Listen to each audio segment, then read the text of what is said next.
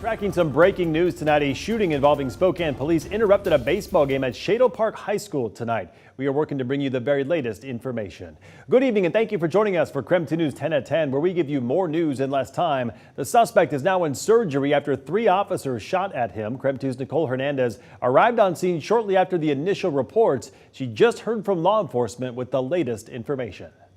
So I am right next to Shadle High School right now, where you can see behind me police are still investigating this shooting here. Take a look at video from earlier today, though. This is from the scene here near the high school. Police have a good portion of this area blocked off here, but this all started about 4:30 this afternoon, about a mile away from this spot. There was an argument between a man and a tow truck driver who was doing a repossession. The person was threatening the tow truck driver with a knife and then shot at the tow truck. Officers found probable cause for a drive-by shooting and unlawful possession of a firearm because of that man's previous criminal history. Now, a couple hours later, by 6:15 this evening, officers were still looking for that man. They found him here at Shadle Park by the baseball fields at the school. He ran from officers, and officers chased him away from a baseball game that had been happening on the field. During that chase, officers shot him multiple times. They say once he was down, they found a gun by him and gave him medical help. Spokan Police Department says they don't know if that man actually shot at police at this point. He did survive, though, and is in the hospital now. We actually were able to speak with a neighbor who says she heard the whole thing happen. And so I opened my door and I asked one of the officers, was that gunfire? And he goes, yes, get back in your house. So in total, 3 officers shot their gun at this man, and all 3 of them are now going to be on administrative leave. WSP, Washington State Patrol, is taking over this investigation now. In Spokan, Nicole Hernandez, KREM 2 News. And more breaking news tonight. U.S. officials confirming an Israeli missile has hit Iran. The location and extent of the strike is not known at this hour, and the Israel Defense Force has no comment on the attack. That's according to CBS News. This comes less than a week after Iran launched an attack against Israel in response to another deadly attack in Syria. Tonight, the family of Kaylee Gonzalez is reacting to Brian Kohberger's alibi for the night of their daughter's murder. She was one of the 4 University of Idaho students found dead inside a home back in 2022. Kohberger's defense team filed the alibi yesterday, saying he was out driving the night of the murders, which they say he often does to hike, run, or see the stars. The Gonzalez family attorney sent a statement to our Boise sister station saying, quote, "We believe that if this alibi had any weight, it would have been submitted months ago," unquote. The defense points at cell phone records to back up the alibi, but a legal analyst with CBS says that won't be the strongest evidence in court.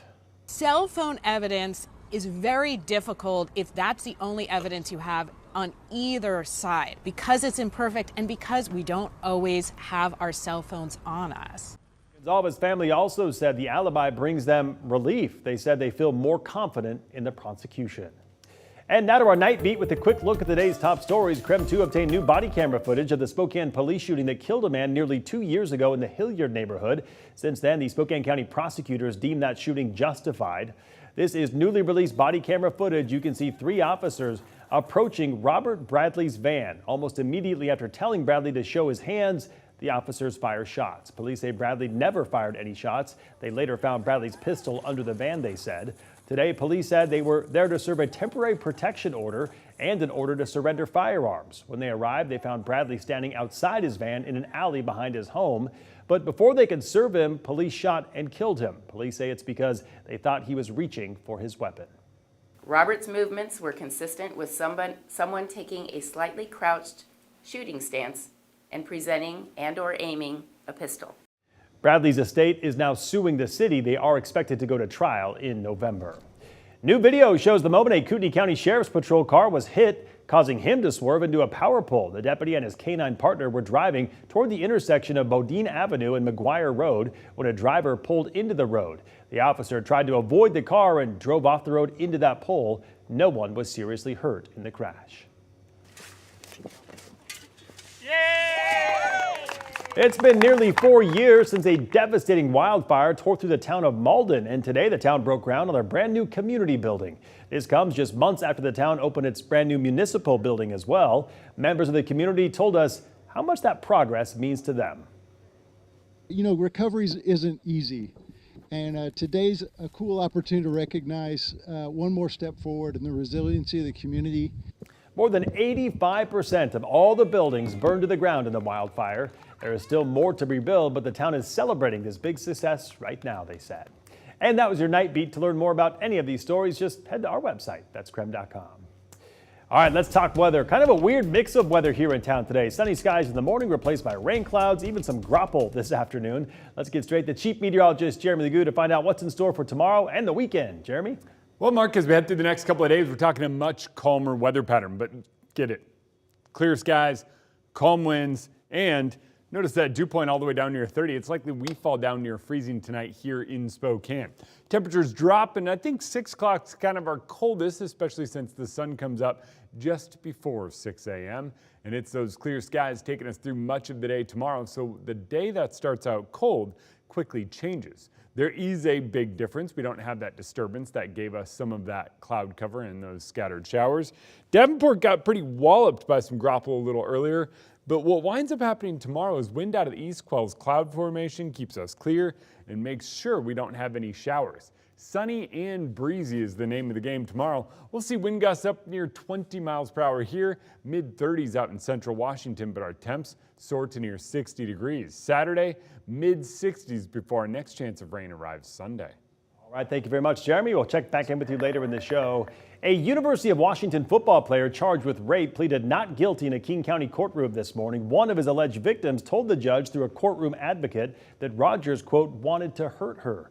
2 women who Rogers met on the dating app Tinder accused the football player of raping them last year. One says Rogers came to her apartment and ignored pleas for him to stop. A second says they matched on the app, then met in person at a Halloween party on UW's Greek Row. She says Rogers, quote, used one of his hands to strangle her. We are both University of Washington students. I'm afraid of ever seeing him again or that he will send other people to talk to me. I think he's really dangerous to me, to other people, to the community, and to other girls. Rogers' attorney says he disagrees with what the alleged victim said in court this morning. He was released on $300,000 bail last week and will be back in court coming up in late May. Sue Chu, Idaho's longest-serving Democratic representative, has died. Governor Brad Little ordered all flags to half staff in her honor. Chu was diagnosed with pancreatic cancer last year, shortly after she announced the 2024 legislative session would be her last. She was a licensed pharmacist and served on several committees over her 9 terms in the Idaho State House. She represented Boise's District 17 for nearly 2 decades. And the 2024 Washington GOP convention is happening right now in Spokane. Republicans from all across Washington will select delegates to represent the state at the national convention. They'll also endorse candidates for state and federal offices, including Washington governor.